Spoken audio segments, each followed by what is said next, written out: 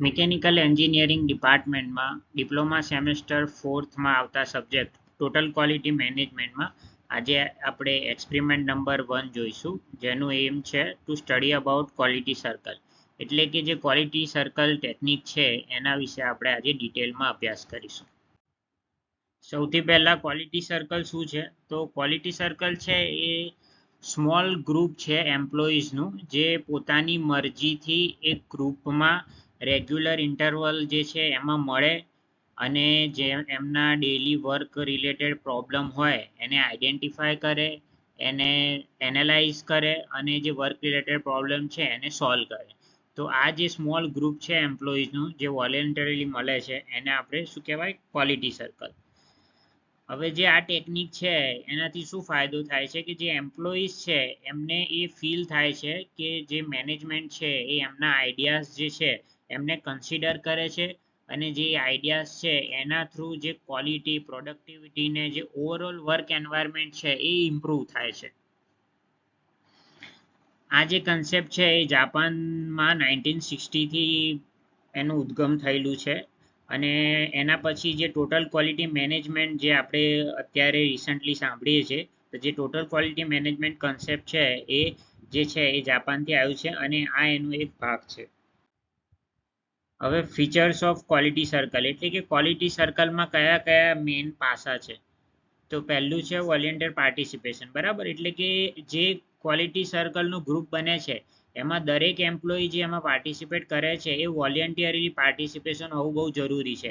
જે મેમ્બર છે કે જે ગ્રુપના મેમ્બર છે ક્વોલિટી સર્કલમાં, એ પોતાની ઈચ્છાથી એ ગ્રુપમાં જોઈન થયેલા હોવા જોઈએ. અને જે આ ગ્રુપ છે એ જનરલી 6 થી 12 મેમ્બરનું હોવું જોઈએ. બહુ મોટું બી ના હોવું જોઈએ, બહુ નાનું પણ ના હોવું જોઈએ.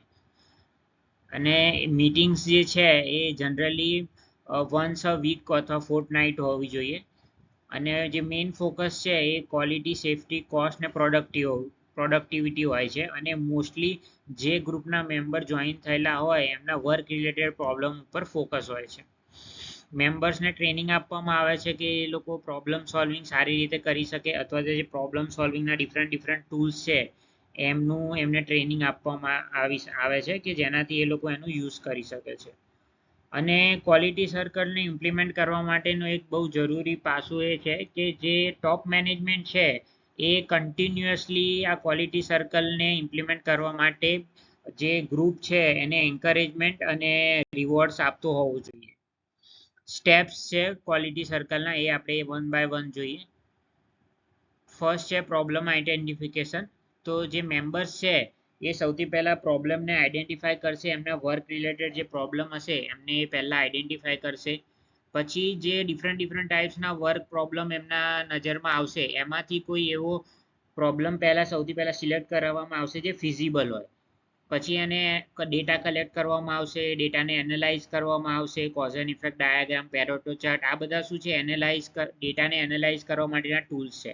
તો આપણે જે ડેટા કલેક્ટ કર્યા એને એનાલાઇઝ કરીશું અને એનાલાઇઝ કરવાથી આપણને ખબર પડશે કે કયા રીઝનને લીધે આ પર્ટિક્યુલર પ્રોબ્લેમ આવે છે. પછી એ જે પ્રોબ્લેમ આવે છે એના માટે આપણે ઓલ્ટરનેટિવ સોલ્યુશન ફાઇન્ડ કરીશું અને જે ફાઇન્ડિંગ્સ છે એ આપણે મેનેજમેન્ટને પ્રેઝન્ટ કરીશું કે આ પ્રોબ્લેમ હતો ને આ અમે ફાઇન્ડિંગ્સ આપી છે.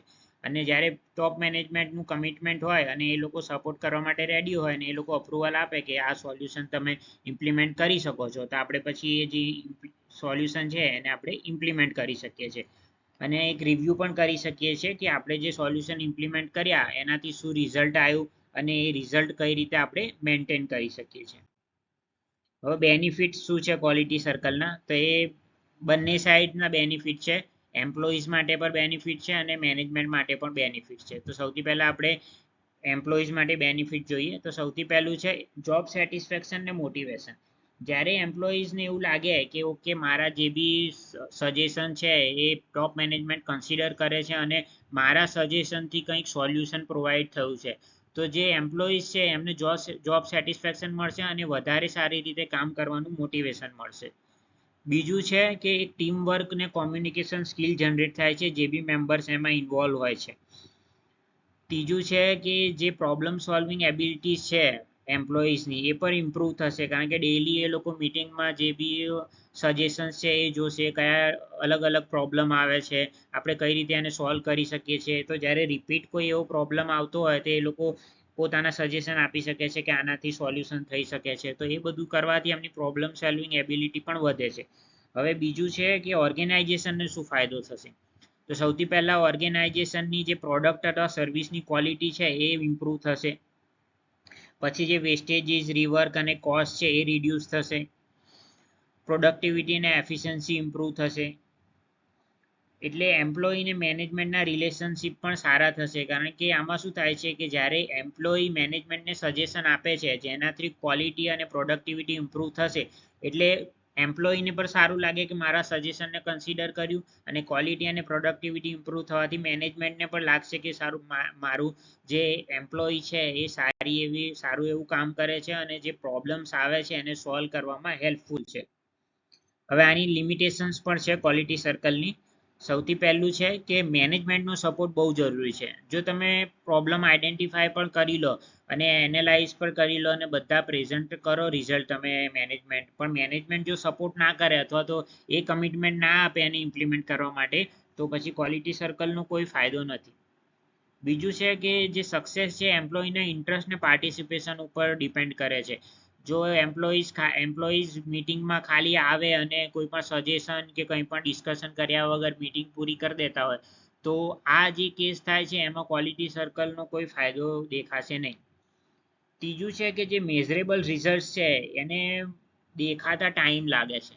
એટલે કે જે સજેશન્સ ને બધું આપણે ઇમ્પ્રૂવ કરતા રહીએ, ધીરે ધીરે ઇમ્પ્રુવમેન્ટ આવતું રહે, તો જે એન્ડ રિઝલ્ટ છે જેમાં ક્વોન્ટિફાય કરી શકાય એવા રિઝલ્ટ્સના ઇમ્પ્રુવમેન્ટ છે એ આવતા ટાઈમ લાગે છે. એટલે એ કેસમાં પણ જે ક્વોલિટી સર્કલ છે જે ટાઈમ વધારે લે છે મેઝરેબલ રિઝલ્ટ આપવામાં, તો જે ટોપ મેનેજમેન્ટ છે એ એવું કન્સિડર કરી શકે કે આનાથી કશું ફાયદો થતો નથી અને વચ્ચેથી એ બંધ પણ કરી શકે છે. તો આ એની લિમિટેશન્સ છે. કન્ક્લુઝન છે, ક્વોલિટી સર્કલ ઇફેક્ટિવ ટૂલ છે, બરાબર, કન્ટિન્યુઅસ ઇમ્પ્રુવમેન્ટ ને એમ્પ્લોયી ઇન્વોલ્વમેન્ટ માટે. અને એ જે છે ટીમ વર્ક, ક્રિએટિવિટી અને જે વર્કર છે એને એવું સેન્સ કરાવશે કે મારું જે પણ સજેશન છે એ ઇમ્પ્રુવમેન્ટ માટેનું છે અને મારા સજેશનની વેલ્યુ છે. એટલે જે એમ્પ્લોયીનું મોરલ છે એ પણ સારું એવું વધે છે. તો ક્વોલિટી સર્કલને આપણે બીજી રીતે કહેવા જઈએ તો ક્વોલિટીને આપણે ઇમ્પ્રૂવ કરીએ છીએ શાના થ્રુ? એમ્પ્લોયીના participation through.